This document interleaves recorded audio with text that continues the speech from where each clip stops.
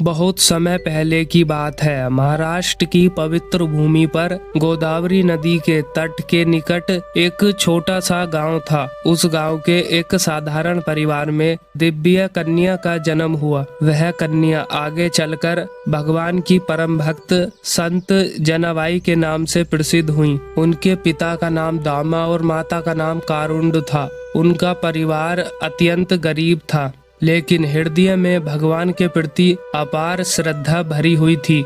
जनाबाई जब 8 वर्ष की हुई तब उनके जीवन में एक बड़ा परिवर्तन आया। माता पिता उन्हें विट्ठल भगवान की धरती पंढरपुर में ले आए और वहीं आकर विराजने लगे। पंढरपुर में अनेकों भक्त अपने आराध्य विट्ठल भगवान के दर्शन करने आते थे। यही स्थान आगे चलकर जनाबाई के जीवन का आधार बना। कुछ समय बाद उनके माता पिता इस संसार से चले गए। अब छोटी सी जनाबाई बिल्कुल अकेली हो चुकी थी। बचपन से ही उनका मन भगवान की भक्ति में लगता था। उसी समय मानो उनके हृदय से एक आवाज गूंजी हो। जनाबाई पंढरपुर के एक महान संत नामदेव जी के पास पहुंची और उनके पास पहुंचकर उनकी सेविकाई स्वीकार की। उन्होंने सोचा, मैं भगवान की सेवा तो नहीं कर सकती, लेकिन भगवान के भक्तों की सेवा तो कर सकती हूँ। वह संत नामदेव जी की सेवा करने लगी। यह निर्णय कोई साधारण निर्णय नहीं था। एक छोटी सी 8 वर्ष की बालिका जिसके पास कोई सहारा नहीं, उसने अपना पूरा जीवन भगवान के भक्तों की सेवा में समर्पित कर दिया। अब जनाबाई का एक ही लक्ष्य था, संत नामदेव जी प्रसन्न हो जाएं और मुझे भी भगवान की प्राप्ति हो जाए। जनाबाई दिन रात नामदेव जी की सेवा करती, उनके पूरे परिवार के कपड़े धोती, आटा पीसती, भोजन बनाती, बर्तन साफ करती, घर की साफ सफाई करती। वे ये सब कार्य बोझ समझकर नहीं, बल्कि आनंद और प्रेम से करती। उनका एक नियम था, सेवा में कोई त्रुटि न हो जाए। वह काम करती रहती और लगातार नाम जप करती रहती, विट्ठल विट्ठल विट्ठल। धीरे धीरे नाम जप इतना गहरा होने लगा, अब उन्हें नाम जप के लिए अलग से प्रयास नहीं करना पड़ता था। उनके भीतर से ही नाम जप निकलता रहता था। कभी कभी सेवा करते करते उनके हाथ रुक जाते और आंखों से आंसू बहने लगते। वह भगवान को याद करके रो पड़ती। जब भी अवसर मिलता वह मंदिर जाती, भगवान को निहारती रहती और कभी कभी तो भगवान के प्रेम में झूमने लगती। उनकी आंखों से प्रेम आंसू बहने लगते। यह भक्ति का सर्वोच्च स्तर है, भाव समाधि, जो उनके अंदर आ चुका था। एकादशी के दिन संत नामदेव के घर भजन कीर्तन होता था। संत दूर दूर से भजन कीर्तन करने नामदेव के पास आते थे।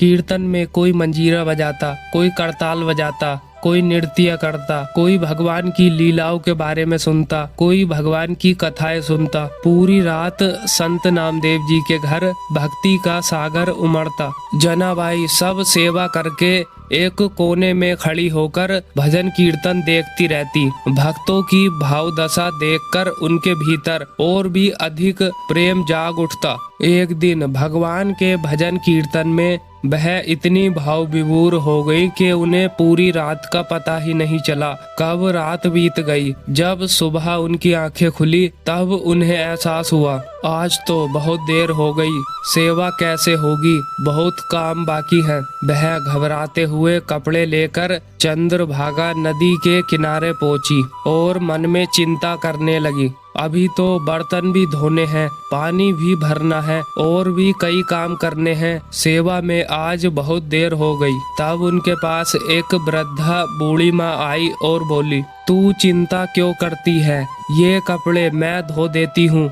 जनाबाई ने उनसे मना किया, पर वृद्धा ने प्रेम से कहा, मैं कपड़े बहुत अच्छे से धो सकती हूँ, तू अपना और काम कर, मैं सारे वस्त्र धो दूंगी।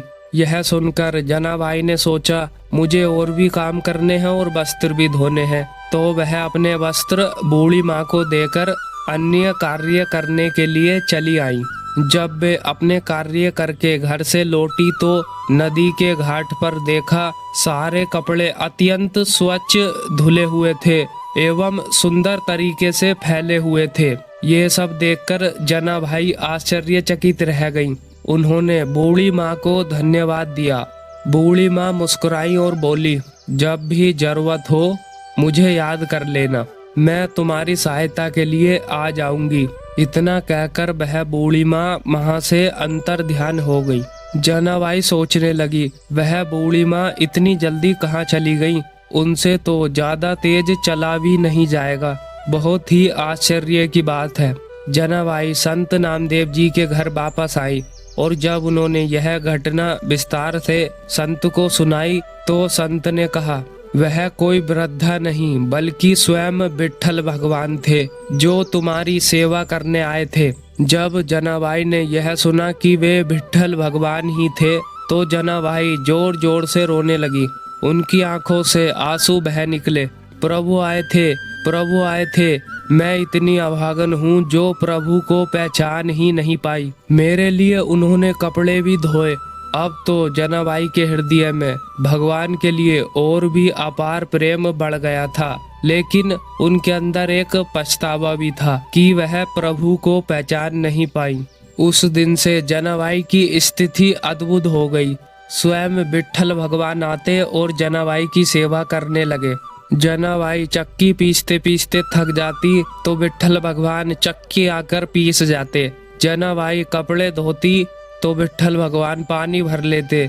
जनाबाई झाड़ू लगाती और विट्ठल भगवान पीछे पीछे कूड़ा उठाते। मानो प्रभु कह रहे हो, मैं तुम्हारा ऋणी हूँ जनाबाई, तुम मेरे भक्तों की सेवा करती हो, मैं तुम्हारा ऋण कैसे चुकाऊंगा। धीरे धीरे जनाबाई को अद्भुत अनुभव होने लगे। उन्हें हर जगह विट्ठल भगवान ही दिखाई देते, हर व्यक्ति में प्रभु के दर्शन।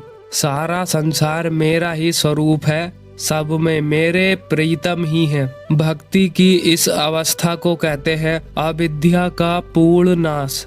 एक दिन की बात है, विट्ठल भगवान के मंदिर से उनका बहुमूल्य हार चोरी हो गया। जनाबाई अक्सर मंदिर में दर्शन करने आती जाती थी। लोगों को संदेह गया जनाबाई पर। उन्होंने आरोप लगाया, यह सिर्फ भक्ति का ढोंग करती है, इसने ही हार चुराया होगा। जनाबाई ने कहा, मेरा सब कुछ तो मेरे विट्ठल का है, मैं उनका हार क्यों चुराऊंगी? मैंने हार नहीं चुराया है। लेकिन किसी को भी उनकी बात पर विश्वास नहीं हुआ। मामला राजा तक पहुंचा और निर्णय हुआ। जनाबाई को सूली की सजा दी गई। उन्हें बांधकर सूली के पास ले जाया गया। उस समय जनाबाई के हृदय में कोई भी डर भय नहीं था। वह केवल नाम जप रही थी, विट्ठल विट्ठल विट्ठल विट्ठल। तभी एक चमत्कार हुआ। लोग आश्चर्य से देख रहे थे। जैसे जैसे वह नाम लेती वैसे ही वैसे सूली पिघलने लगती। वह मोम की तरह पिघल रही थी।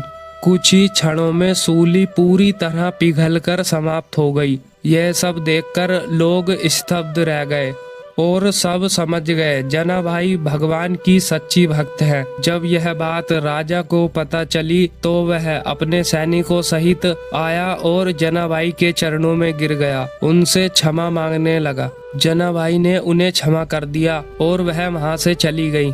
उनकी भक्ति इतनी प्रबल थी कि जड़ वस्तुएं भी नाम जपने लगती थी। एक बार की बात है, किसी और महिला ने उनके कंडे चुरा लिए। जब यह बात जनाबाई को पता चली तो वे कहने लगी, ये मेरे कंडे हैं, आपने चुराए हैं, मुझे वापस कीजिए।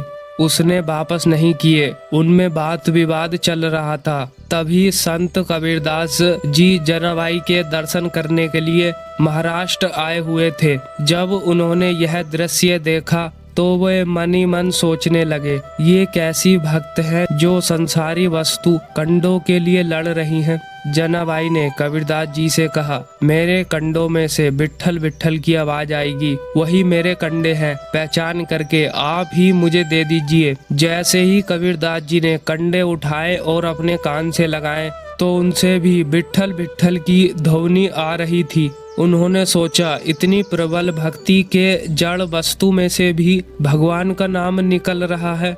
यह अद्भुत दृश्य देखकर कबीरदास जी जनाबाई के चरणों में प्रणाम करने लगे। ऐसी भक्ति दुर्लभ है जो जड़ वस्तु को भी चेतन बना देती है। इसी तरह समय बीतता गया। जब एक दिन संत नामदेव जी ने समाधि ली तो उसी दिन जनाबाई भी कीर्तन करते करते भाव में डूब गईं और वह विट्ठलनाथ जी की मूर्ति में समा गईं। मित्रों, भगवान की परम भक्त जनाबाई की इस अद्भुत कथा से हमें कुछ गहरी शिक्षाएं मिलती है। सेवा ही सच्ची भक्ति है। भगवान की और भगवान के भक्तों की सेवा करो, भगवान स्वयं प्रसन्न हो जाएंगे। निरंतर नाम जप करने से जीवन बदल जाता है और भगवान के प्रति प्रेम उभरने लगता है। सच्ची भक्ति में शक्ति होती है जो भगवान को भी सेवक बना देती है। तो प्रिय भक्तों, श्री जनाबाई जी की यह कथा अगर आपके दिल तक पहुंची हो, दिल को छू गई हो, तो हमारे चैनल को सब्सक्राइब जरूर करना और कमेंट में लिखें जय हो विट्ठल भगवान।